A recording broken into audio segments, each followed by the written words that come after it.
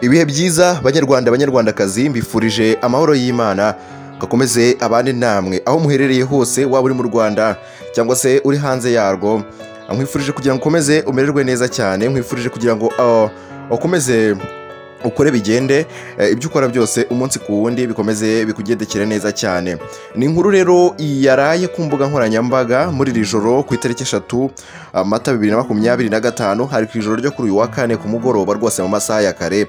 Ibinyamakuru bitandukanye bikomeye cyane hano mu gihugu cyacu cy'u Rwanda byagarutse ku nkuru y'umuvugizi wa guverinoma wungirije bavuga ko yitabye Imana. Ni inkuru rero y'incamugongo, abantu benshi barangije babigarukaho cyane, barabipostinga bamuvugaho nyine kwa kundi nyine abantu bakunda bapfu koko, babigarutseho cyane rwose. Ibinyamakuru byinshi nano bitabyandikaho, ibikorera kuri YouTube, ibikorera hirya no hino, babigarukaho hirya no hino cyane.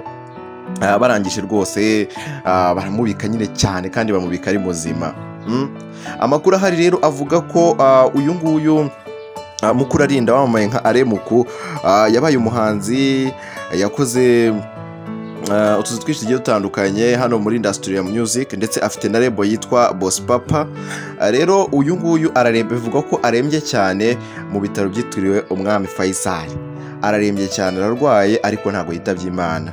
Ni amakuru yaje rero anyomoza iyi nkuru kubera ko ibinyamakuru bitandukanye rwose byari byabigarutseho bavuga bati yitabye Imana. Hari abavuze ko yitabye Imana ngo azize uburwayi bw'umutima, ngo bumurembeje cyane nyine, ngo bwamurembeje. Abandi bati ntabwo yigeze arwara ngo igihe kinini ngo yafashwe ngo ahita yitaba Imana. Murumva koko ibyo bintu. Hanyuma nanone abandi nabo bakaza bavuga bati ngo yapfuye ngo azize ngo udutsi tw'ubwonko, ngo stroke, ngo kubera ngo gutekereza cyane, ngo ibintu nk'ibyo ngibyo ngo byatumye ngo nyine ngo bimurenga, ngo birenga ubwonko bwe, ngo arangije ngo yitaba Imana. Ako kanya nyine ngo ahita apfa, ngo ageze mu bitaro ngo batangiye kumwitaho. Hanyuma batangira nyine baramubika cyane, nyine batangira kumwifuriza iruhuko ridashira, za ndirimbo bazishyiramo. Ariko urumva ibyo bintu nyine birababaje. Rero ibinyamakuru none bitandukanye byazindutse bibona ko ibyo biri uko byakoze nyine atari byo, bibona ko ibyo batangaje atari ukuri. Hanyuma rero batangira kongera basubiramo ibyo banditse, nyine bagenda babisiba, ababishobora bagenda babyeditinga, bagenda banyomoza ayo makuru. Ariko abari banditseho nyine nk'amagambo rest in peace bagiye bagerageza kuba basiba ayo magambo, nyine n'inkuru barayisiba. Bayisibye barongera bandika neza banyomoza yuko akiri muzima. Kubera ko rero ariko nanone iyo urebye usanga aya makuru yatangajwe n'abantu nyine, hari abantu baba batifuza ibyiza. Hari ukuntu umuntu nyine abona nk'umuntu arembye agahita atangaza inkuru. Tekereza kugira ngo utangaze inkuru n'igihe kibyandikeho, igihe aricyo kinyamakuru abantu benshi bubaha, ikinyamakuru abantu benshi bafata nk'ari icya mbere cyandika hano mu gihugu cyacu cy'u Rwanda. Cyo cyanditse kivuga ko yazize uburwayi bw'umutima. Nanjye nabibonye banza kwanga kubyemera, ndavuga nti ibintu ndabanza nkurikirane ndebe ukuntu bimeze.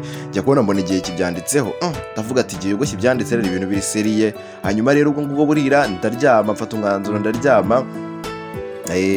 Bugeze nka saa munani z'ijoro nibwo narebye, nkongera nkareba nkabona ku kinyamakuru cya MIE Empire. Tunamushimira cyane, we nawe yabyumvise, muri Ndahabirene yabyumvise cyane. Hanyuma yakubyihanganira nyine biranga, aravuga ati ngomba kubaza amakuru neza afatika. Hanyuma ahamagara DJ Bisoso, umwe mu begereye cyane Aremuku, amubaza amakuru ye. Kandi DJ Bisoso yaramaze iminota mike cyane ahavuye, hari saa 7:6. Amubaza uko bimeze, amubaza ati se nibyo koko ibiri kuvuga ko yitabye Imana bya nyabyo cyangwa ni ukubeshya? Angira aramubwira ati rwose ni muzima, gusa ararembye cyane, ahubwo abanyarwanda bamusengere bareke kubika umuntu muzima. Ibi bintu murumva bidateye agahinda koko? Ubwo fata umuntu ukamubika nyine ngo yitabye Imana, kandi mu by'ukuri umuntu ni muzima, ahubwo akeneye amasengesho y'abantu benshi. Mu gihe babantu bakabaye bari kumusengera, mu gihe byakabaye biri gutangazwa bavuga ati mu musengera akeneye amasengesho, ahubwo bajya batangira kumubika bati yitabye Imana, ngo rwose ngo yarazize uburwayi runaka. Bagenda bagaruka ku burwayi nyine bugiye butandukanye, n'abatabuzi neza apfa kuba abonye inkuru gusa agahita ayikubita hanze. Ibi bintu rero birababaje kandi biteye n'agahinda. Umuntu waba wabigerageje wese ni ukwigaya cyane, kubera ko nta bunyangamugayo burimo habe na bukeya. rero amakuru rwose yaje avuga ko hariya mu bitaro byitiriwe umwami Faisal bari gukora uko bashoboye bagakora iyo bwabaga. Inzobere zikomeye cyane zaje zose zigashyira hamwe kugira ngo barebe ko bazahura cyangwa se bakwita ku buzima bw'uyu muvugizi wungirije wa guverinoma kugira ngo ubuzima bwe barebe ko bwakomeza, ariko nta nkuru igeze n'imwe iva ku bitaro ivuga ko yitabye Imana. Biranashoboka cyane wenda ko ushobora gusanga nyine yavuye ari umuntu wabivanye aho ngaho hanyuma binyuza mu buryo butari bwo. Ariko tekereza nawe inkuru kuba nta rwego na rumwe rwa leta rwigeze ruyitangazaho. Murabizi ko inzego za leta zigiye zitandukanye iyo ari umuntu witabye Imana yari ari mu buyobozi rwose bakunda kubigarukaho cyane, nyine bakamwifuriza iruhuko ridashira, bakabimenyesha abantu, abaturarwanda. Nta rwego na rumwe rwa leta rwigeze rwabigarukaho cyangwa se ngo rumwifurize iruhuko ridashira cyangwa se ngo rumupostinge. Nyine nta kintu kimwe bigeze bagaragaza kuri uyu nguyu Aremuko, ariko ibitangazamakuru bihita bibigarukaho ngo yitabye Imana. Ushobora kuba rero waraye uzi ko yitabye Imana, inkuru ikaba agahinda, inkuru ikakubabaza cyane. Inkuru ihari rero ntago aritaba Imana, gusa ararembye, tumusengere ashobora gukira. Birashoboka ko ari igihe yakira. Ubwo nyine nitabye Imana nta kundi niko Imana yaba yabyemeye, ariko nanone tumusengere cyane. Umuntu yakiri muzima biba bigishoboka ko yabaho, biba bigishoboka ko ubuzima bwakomeza, ariko apana kugenda dukwirakwiza inkuru z'ibihuha, apana kugenda dushyigikira n'abana bari gukwirakwiza inkuru z'ibihuha. Kandi iki kintu ni ukuri rwose gikwiye gucika, kuko akimaze kugenda gitangira kwera cyane, ubwo abantu batangira kugenda bakora ibintu ngo by'amaprank, ibintu nk'ibyo ngibyo. Nta muntu ukora prank, nyamuneka nta muntu ukora prank ku muntu wapfuye.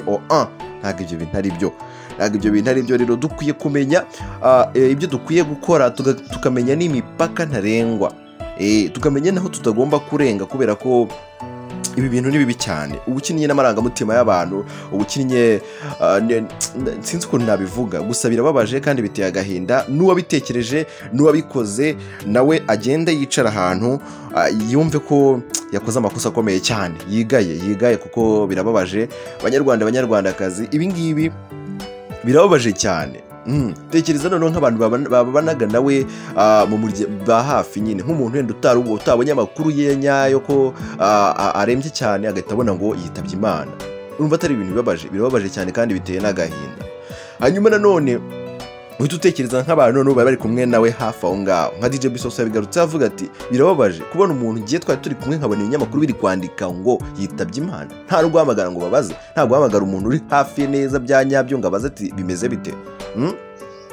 Birababaje kandi biteye agahinda. Abanyarwandakazi, gusa urumva n'uwamubonye yabonye arembye, amaze kubona arembye ahita yibwira ati buriya byarangiye kabisa, yapfuye wana, ahita atangira gushyira mu itangazamakuru. Ariko ikigaragara cyo ntabwo byatangajwe n'umuntu umwe, ntabwo byatangajwe n'umuntu umwe, byatangajwe n'abantu batandukanye, kubera ko uburwayi bagiye bavuga nabwo bwari uburwayi butandukanye.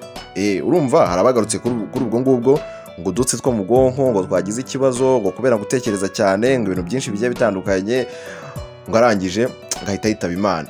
Abandi nabo bagenda bagaruka bavuga bati ngo icyo Aremuko yazize ngo buriya ngo uburwayi bw'umutima ngo bwari bumurembeje cyane, ngarangije ngahita yitaba Imana. Oya banyarwandakazi, atwikosore n'uwabikoze agende yigaye. Mu by'ukuri rwose ibintu birababaje, no gukina n'amarangamutima y'abanyarwanda, kubera ko Aremuko arakunzwe cyane n'abanyarwanda, akunzwe n'abatari bake. Ni inshuti y'abanyarwanda kandi ingeri zose, urubyiruko, abashesha akanguhe, kubera ko yagiye aririmba indirimbo zitandukanye. Uyu nguyu yaririmbye n'indirimbo y'igihugu, ikipe y'igihugu y'Amavubi. Rwose ni indirimbo nziza cyane, ni indirimbo ikoreshwa cyane, abantu bakunda kuririmba. Aririmba indirimbo zitandukanye z'Imana. Urumva rero ni umuntu nyine yari inshuti ya bose, haba abajene, haba sorry nanjye ndi kuvuga nkaho yitabye Imana, kandi koko ntago barabitangaza. Ni inshuti ya bose, yaba abajene, yaba abakecuru, yaba abasaza, aha hose ingeri zose azigeramo.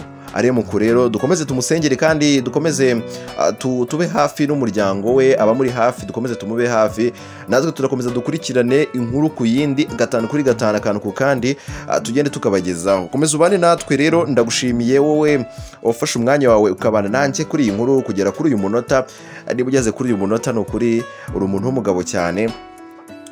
ndagushimiye cyane. Ngaho rero reka twongere tuze guhurira mu bindi biganiro bigiye bitandukanye, tugaruke ku makuru agiye atandukanye, ndetse n'iyi nkuru turongera kuza kuyigarukaho nitugira amakuru tuyimenyaho.